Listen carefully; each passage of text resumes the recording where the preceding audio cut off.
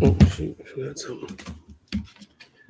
Hello there, Americans and those in other ports of call. Thank you for joining us. We appreciate you. We appreciate you, as they say. Thanks for being here. We are still on our countdown to the election. It's an important time for our country and our nation to be to stand vigil and to make sure that we are kind, watchful, thoughtful. And as the second path is, right? The first path in this Baraita from the Talmud that we've been using, that is what inspired the Mesilat Yesharim, the path of the just. We want to be eager. We want to be on fire with it. Right. So the first is watchfulness, attentiveness, really paying attention to what's going on. And the second in the path is eagerness. Eager.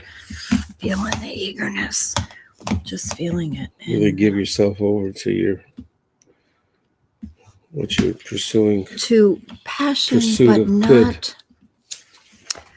in honesty and with honesty, clarity, and not just mindfulness. Yeah, it has to be mindfulness. I guess mindfulness would be in the first. It really is, but you cannot have a good eagerness, a safe eagerness, an eagerness that doesn't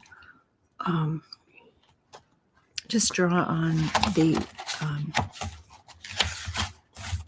tendency of human beings to kind of take sides and not be thoughtful.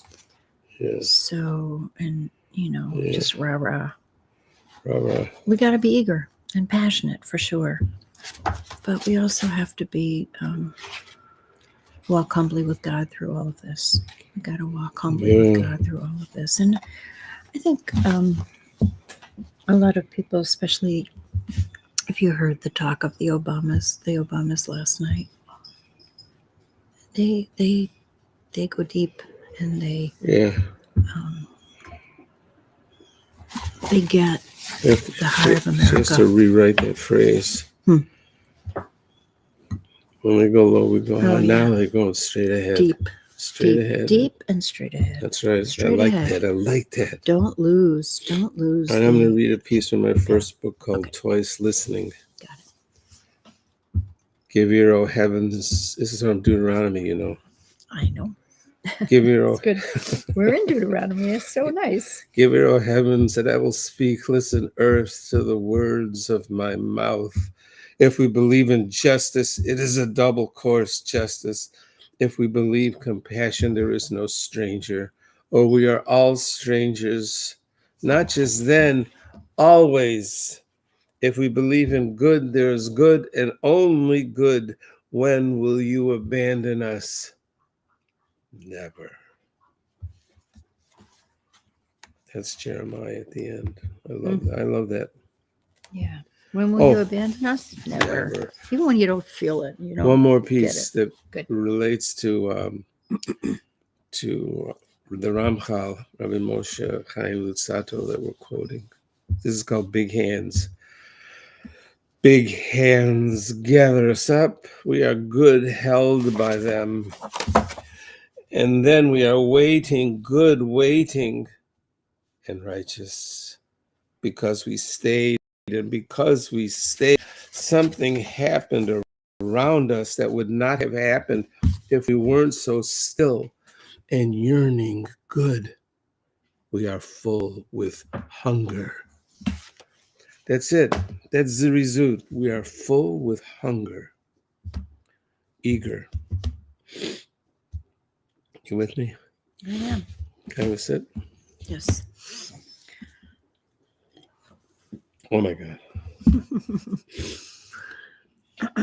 So we are kind of moving through these weeks. Gotcha. And again, this week is kind of has delivered us into the next chapter, which is eager-ness. Eager-ness, beautiful. But it's an eager-ness that is not, it's an eager-ness that, is preceded by this watchfulness. So it's, I remember, being in protests where you get kind of swept up by the energy and by the mob or the crowd. And you end up saying and doing things that are not exactly what you believe. You believe in the cause. But, I've come to believe that the means to the end really, and the path to the end really makes a difference. And I think this text that we've been studying is very committed to the path that you take and the thoughtfulness that goes with every step, right? Yeah. The Ramchal also says that it's very similar to the first place we were at, watchfulness or attentiveness. He says it's similar, very similar. He says actually they're virtually the same, and what applies to one may be applied to the other. The motivations, I think he means, are the same, because we're hungry. If we're hungry, then we're going to be attentive, and we're going to pursue what we learn with verve, verve, with verve. Yeah. And the other thing I've become very aware of is that, the other thing he says, he always talks about what gets in the way. Well, that's the obstacles. I was just about to say that. What gets in the way? I was just about to say that. I love that, and I was thinking that because I was reading that too, that you have to be aware of the barriers. Yeah. And sometimes we are the barriers. Sometimes our own limitations, our own worldview, our own skin color, our own faith tradition, where we come from, can not only be a source of strength, but it can also be a barrier to, if we don't acknowledge it and recognize it, to understanding where other people are coming from if they're coming from a different place. Because there are different rules sometimes. I mean, if you're white in this country and you don't get the privilege that comes with that, you're not going to understand. And you think you're treating people of color equally. It's not equal, right? Because we don't have the same barriers. You have to recognize those. And similarly, right now with anti-Semitism on the rise, we have to help our friends and neighbors who are not experiencing this difficult time, this rise in anti-Semitism, this balancing act that many of us feel we have to do right now. We have to strengthen too our brothers and sisters. We do. And our allies, right? We have to strengthen our allies and our people. Yeah, and the word squeezes on. Keep thinking about how we need to develop a response. But you know what he says the greatest obstacle is? What? Laziness. Yes, the greatest personal obstacle is laziness. Right, not doing the work. That's what he says.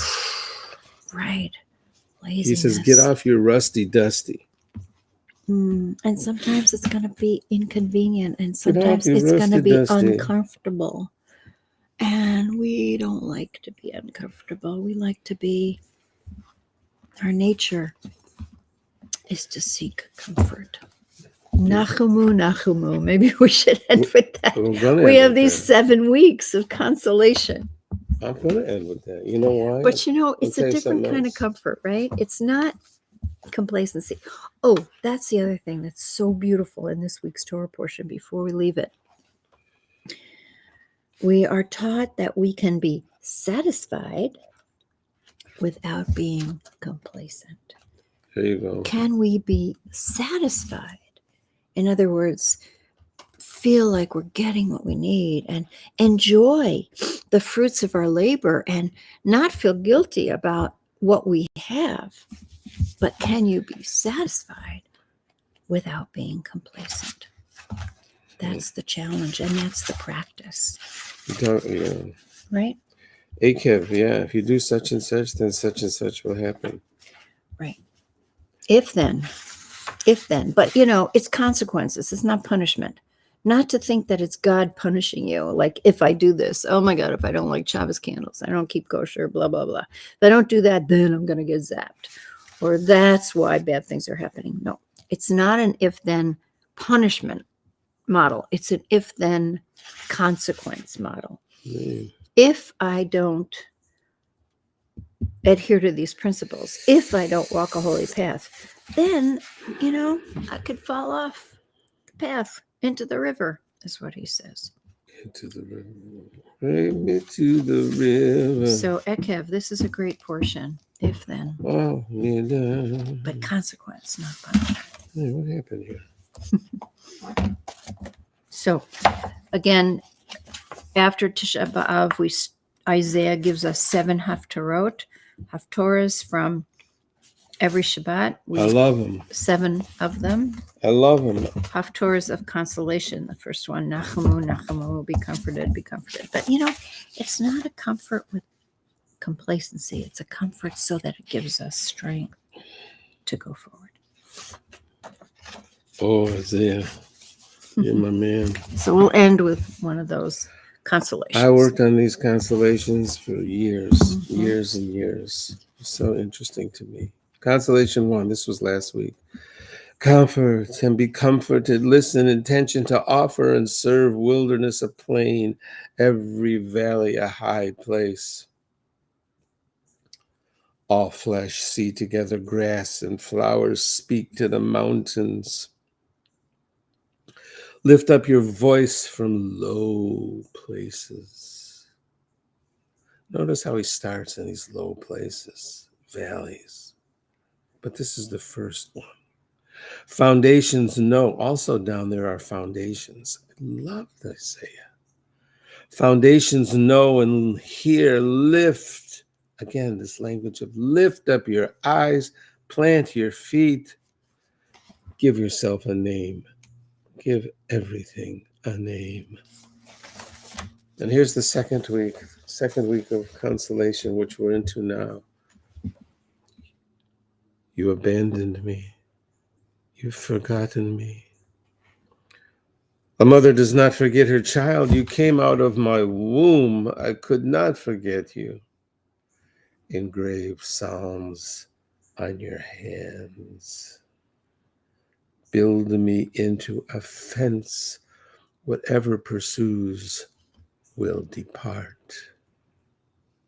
Lift up your eyes, alive. Clothe yourself with ornaments, your narrows too small for you. Be a bride. Hoppa! I knocked the computer. I was so moved.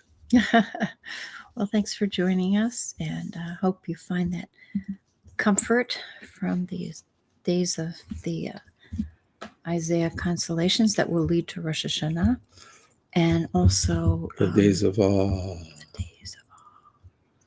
But also we got some good stuff. Once we get into Elul, man, satisfaction without complacency. We'll be cooking. Thanks for joining us. Hope you have a great day. I'll see you tomorrow morning. Unless you have other